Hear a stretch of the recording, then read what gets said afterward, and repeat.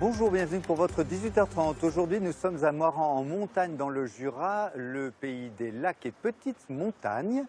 Ici vivent 1000 habitants qui savent plus que quiconque qu'il n'est pas donné à tout le monde de vivre dans la capitale du jouet en bois. Et justement, à quelques semaines de Noël, nous allons suivre de près ces jouets en bois. Qui les imagine, qui les conçoit, qui les fabrique? Pour le savoir, nous allons commencer là où tout débute, dans un magasin de jouets. Et grâce à la magie de Noël, nous allons à Besançon d'un simple...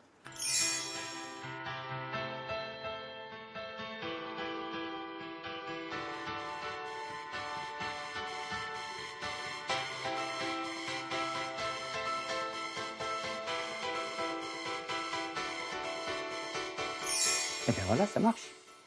Nous sommes à Besançon. Bonjour Julian Bix. Bonjour. Nous sommes dans votre magnifique magasin de jouets, j'insiste parce qu'il est extraordinaire. Merci.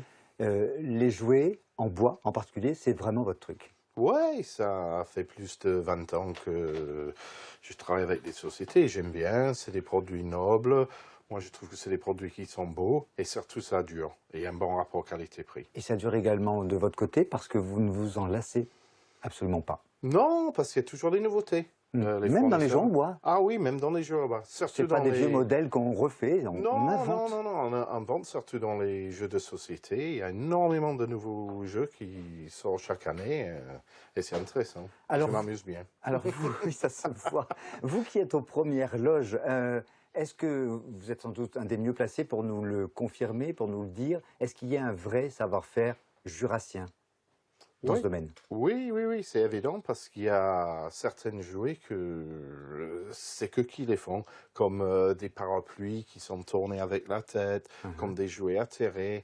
D'autres sociétés essayent de le faire, mais ils le font mal. Et moi, j'aime bien voir le meilleur qui existe et les jouets qui sont bon rapport qualité-prix. Vous êtes capable de faire la différence entre un vrai jouet jurassien et un faux, une copie, quelque chose qui ressemble à tout sauf à rien? Ça, c'est son problème. Hein. Ouais. Par exemple, ça, parmi ces deux-là? Oui, voilà. Alors, je vais vous montrer. Alors, ça, c'est Rosie la vache, qui est super. Regardez. Prenez-le, vous voyez le poids. Ah oui, effectivement. Voilà. Oui, après, regardez le travail qui est fait. Vous voyez, c'est arrondi là. Il y a le petit queue qui bouge, il y a la cloche, il y a tout, et le laquage, regardez le laquage. Là, je mets un jeu à côté qui vient de notre origine. Il n'y a rien de jurassien. Vous voyez la différence tout de suite au niveau de la peinture. Tous les angles, ils sont droits. C'est le jour et la nuit. Hein. Juliane, comment on fait? Il y a déjà beaucoup de choses chez vous. Comment on fait pour bien choisir les bons jouets qui vont trouver leurs clients? Mais si vous voulez, certains jouets durent dans le temps et d'autres jouets, au début, je les prends en petite quantité et après, je vois la réaction des clients. Et moi, je suis, avec 20 ans d'expérience, je connais un peu, mais au fin de compte, c'est les clients qui décident. Il y a des gens qui reconnaissent des bons vins, il y a des gens qui reconnaissent de bons plats, vous reconnaissez des bons jouets. Ouais, vous avez le nez pour ça. Personnellement, quand je dis des bons jouets, pour moi, c'est des jouets où c'est l'enfant qui joue avec le jouet et pas le jouet qui joue avec l'enfant. Ça veut dire que c'est des jouets traditionnels, c'est des jouets qui vont durer dans le temps, c'est des jouets qui peuvent passer d'enfant en enfant et je trouve ça magnifique parce qu'il y a un lien affectif avec tout ça. Justement, en parlant d'affection, vous vous rappelez de votre premier jeu en bois, vous? Oui, c'est pas bon parce que je suis commerçant, mais c'est une terrière. Mais il n'est pas plein, attention. Hein. Mais je vous sens ému. Ouais, et je l'ai toujours. Merci à vous. On va justement aller voir celles et ceux qui imaginent et qui dessinent et qui préparent les jouets qu'on retrouvera demain dans votre boutique. Pour ce temps, on va retourner à Moirans-en-Montagne voir des designers. Vous allez voir, pour les rejoindre, c'est un jeu d'enfant. Super, mais bon voyage. Hein.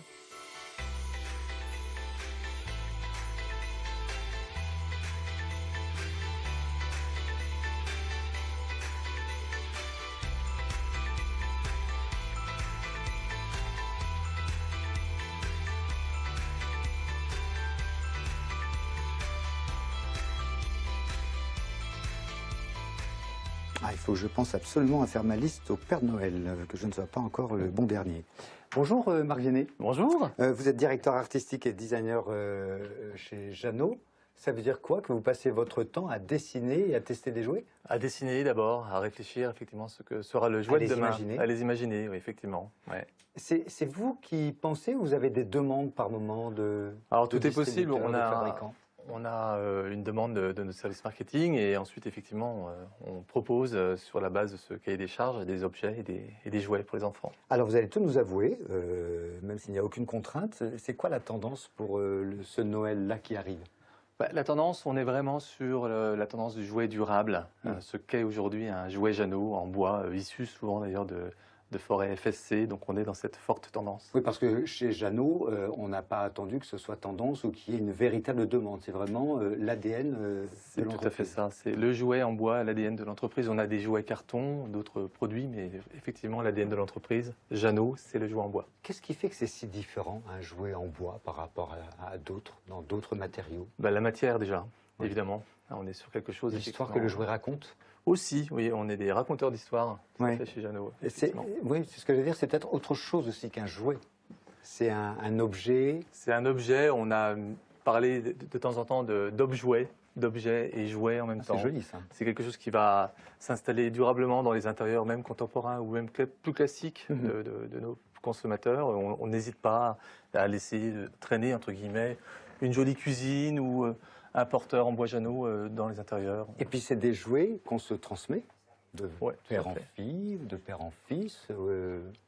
C'est transgénérationnel, Ouais. effectivement. C'est quelque chose qu'on garde, qu'on Ouais. ne jette pas. On voit très peu de jouets bois dans les décharges, dans les centres de tri. Ouais. C'est quelque chose qu'on garde et qu'on transmet ensuite. Alors, votre équipe de designers qui est en train de travailler pendant que nous discutons, elle travaille sur quel Noël? Pas sur celui-là, j'imagine, parce que vous seriez non, là, extrêmement en retard. On serait en retard. 2022, 2023 2023.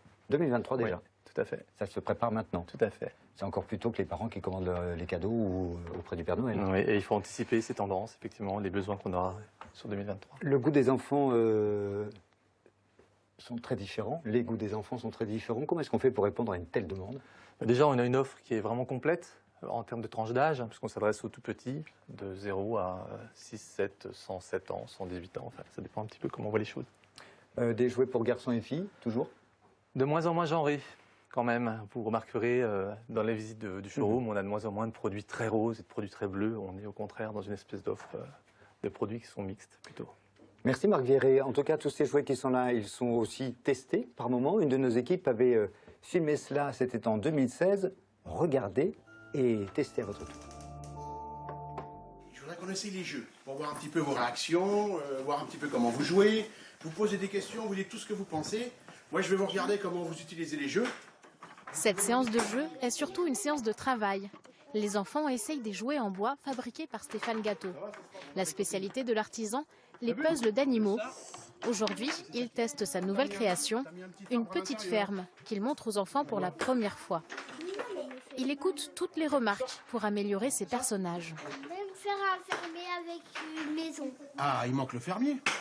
Oui, puis aussi il manque Eh une oui. porte, puis de la paille pour les vaches. Dans son atelier, le créateur répète les mêmes gestes depuis 25 ans. Il utilise une méthode traditionnelle de découpe de bois, le chantournage. Stéphane ne fabrique que des petites séries d'une dizaine d'objets qu'il dessine lui-même, surtout pour des boutiques spécialisées. Il élargit sa gamme de jouets en fonction des demandes et de ses envies. Son entreprise se porte bien. On a des demandes très particulières, j'écoute, et c'est aussi peut-être pour ça que je suis encore là aujourd'hui. Je suis quand même dans le traditionnel où on me demande ah, vous faites plus le clown, vous faites plus et là on peut pas ne pas les faire, ça fait partie de mon entreprise, de mon histoire, mais on doit apporter des petites nouveautés sans faire n'importe quoi. Il faut de la création aussi, mon métier c'est un métier de création et c'est hyper important et même pour moi personnellement de faire des nouvelles choses.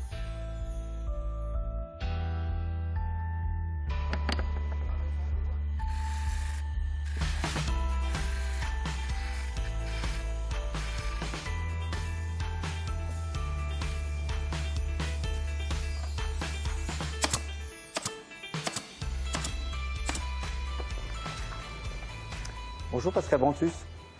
Bonjour Dominique. Merci de nous accueillir dans vos ateliers. On est donc à Girabuy, Moire-en-Montagne. Il y a combien d'années que vous êtes implanté ici? Alors j'ai intégré l'équipe de Jurabuy en 2010, octobre 2010. Et vous avez toujours travaillé dans le milieu, dans le secteur du bois? Oui, depuis que je suis venu à Moran en 1989, j'ai travaillé dans une tournerie, puis j'ai Je suis resté dans le bois. Mais pas toujours dans les jouets et dans les jeux. Non, dans le bois en général. Est-ce qu'il faut avoir une âme d'enfant pour travailler désormais dans le secteur dans lequel vous évoluez? Peut-être un peu quand même. Oui. Et quand vous en parlez autour de vous, les gens qui ne vous connaissent pas, quand vous dites bah, je travaille, je fabrique des jouets, est-ce qu'on vous regarde avec des yeux un peu interloqués? Ça surprend? Ben, peut-être les enfants, plus les enfants. Oui. Oui. Vous êtes un peu un Noël. allié du Père Noël. Voilà. Ouais. Bah, en parlant de jouets d'ailleurs, tiens, qu'est-ce que c'est qu'est-ce que c'est comme jouet? Alors, c'est pas un jouet, ça, ça c'est commence une, c'est une poignée de parapluie. On travaille pour la manufacture des poignées de parapluie de Cherbourg. D'accord, vous avez envie de vous diversifier ou ils sont venus vous chercher? Ils sont venus nous chercher et c'est très bien de se diversifier un petit peu. Oui. La période a été compliquée avec la crise sanitaire qu'on vient de traverser? Malheureusement, oui, parce qu'on travaille essentiellement avec des boutiques qui étaient fermées, qui ont été fermées pendant 4 mois. Donc, j'ai été obligé de mettre mes salariés au chômage partiel. Oui, donc bah, une boutique fermée, pas de commande. Pas de commande. Alors Donc, ça, ce n'est pas un jouet. non. Ça, par contre, là, on est Voilà, d'accord. voilà, ça, ce sont des jouets que nous fabriquons. Parlez-moi de celui-ci. Alors, c'est un petit peu notre signature, c'est un porteur massif. Donc, les voitures, hein, les voitures, c'est traditionnel. Hein. Dans le jeu, elles jouent en bois. Et des pièces de ce jeu sont d'échecs. des pièces d'échecs, voilà. Ça, est-ce qu'on peut parler, là, pour le coup, d'un vrai savoir-faire jurassien? Ça se vend toujours. C'est Ça toujours se vend toujours énormément. C'est une vraie signature, c'est Tout une à fait. vraie marque de confiance. Tout à fait. À l'étranger aussi. On vend à l'étranger aussi des pièces d'échecs. Est-ce que du côté de la Chine ou de l'Asie, est-ce qu'il y a eu une période et une tentation pour faire fabriquer ailleurs? Et est-ce que la tendance est en train de s'inverser? Alors, moi, non, personnellement, je tiens à garder mon âme de fabricant jurassien. Oui. Donc, Profondément attaché. Voilà, tout à fait. Mais on a bien sûr des collègues qui font fabriquer en Chine. Vous vous souvenez, vous, du premier jouet en bois que vous avez eu? Alors, jouer en bois, non, mais c'était une voiture à pédales que mon parrain m'avait offert. Vous l'avez toujours? Je l'ai toujours, elle est chez mes parents. Qu'est-ce qu'on peut vous souhaiter pour la suite? Eh bien, qu'on se sorte de cette crise pour pouvoir enfin travailler normalement, quoi. Et vous avez commandé quelque chose pour le Père Noël, vous? Un jouet en bois? Non, non, je n'ai pas commandé de jouets en bois. Je les fabrique.